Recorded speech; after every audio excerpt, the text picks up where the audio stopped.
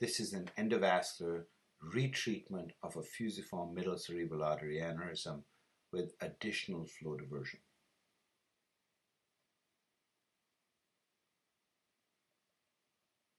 This 81-year-old male presented with transient ischemic attacks, which were worked up with discovery of bilateral middle cerebral artery fusiform aneurysms.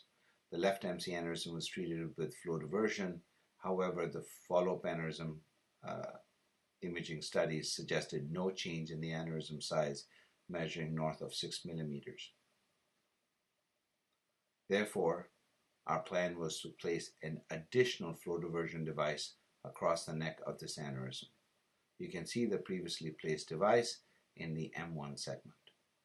There was no significant foreshortening, and it was believed that there was still adequate coverage of the original aneurysm with the previously placed device. What we want to do in these cases is make sure we have adequate distal access. There you can see we're going through the previously placed flow diversion device into the superior trunk.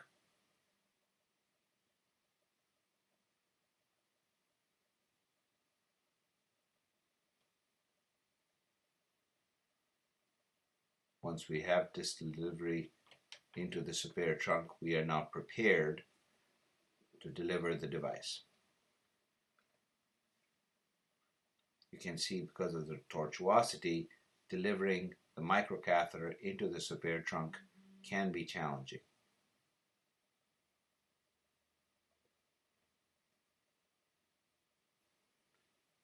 The flow diverter is now being brought into place.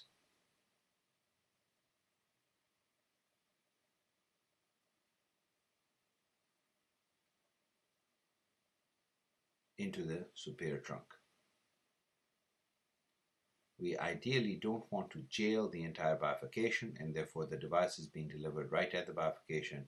It opens up very reliably, and once it's open, now we are aggressively pushing the device as we allow the device to deliver itself in the microcatheter to herniate back from pushing the device forward.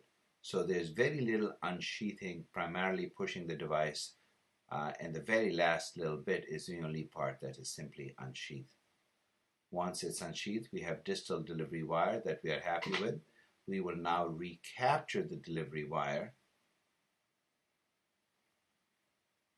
by using the microcatheter to really compress the device. And as you can see in this plain fluoroscope, there's excellent coverage of the first device, excellent coverage of the aneurysm, and there's stasis of flow in the aneurysm. An angiogram is now performed, and you can now note the stasis in the aneurysm upon completion of the angiogram.